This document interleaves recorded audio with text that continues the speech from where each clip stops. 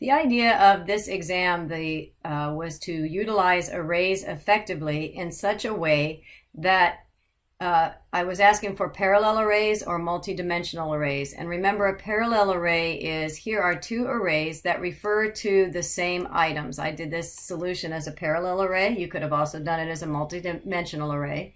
And the point with the parallel arrays is that by association, by the fact that these are all listed in the same order, 3 refers to CIS 150. So element 0 refers to element 0.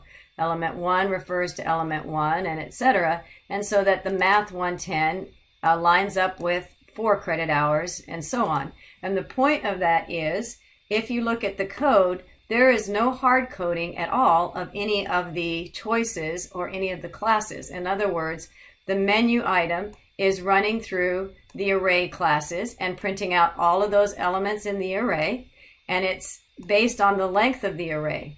So if I add another, another class, this for loop just picks up however many elements are in the array.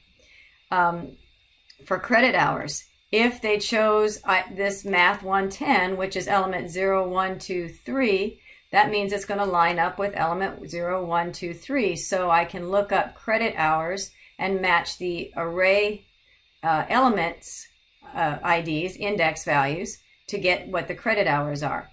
And the purpose of that is, and why is that so important, is so if somebody came along, let's say, as oftentimes happens in a college, somebody needs to add a new class. So if I need to add CIS 800 and I put in that's 10 credit hours, the code should just run with the new additions to the arrays, and the code itself doesn't need to be maintained or updated.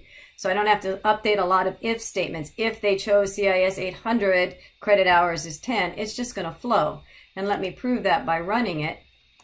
And if we watch it run, we should see that, let me pull this up so we can see it. So the menu picked up the fact that we've got the new element in the array. Let's add that element. Which class? I'm going to add class number 6. Do you want, yes, I'll add one more. And let's also add class number, the Math 110. So let's add class number 4, it says. And then I think I'm done, so I'll choose no.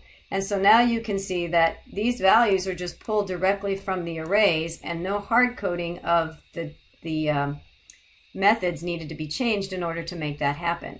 So now I have credit hours 14. So there's certainly lots of different ways that you could have handled this particular solution, but the important part was that you are utilizing arrays effectively and not hard coding things in, again with that idea in mind of maintenance. Keep making sure that our code is easy to maintain and no values are being hard coded, that everything just flows. So I hope that helps get you some feedback on what I was looking for on the exam.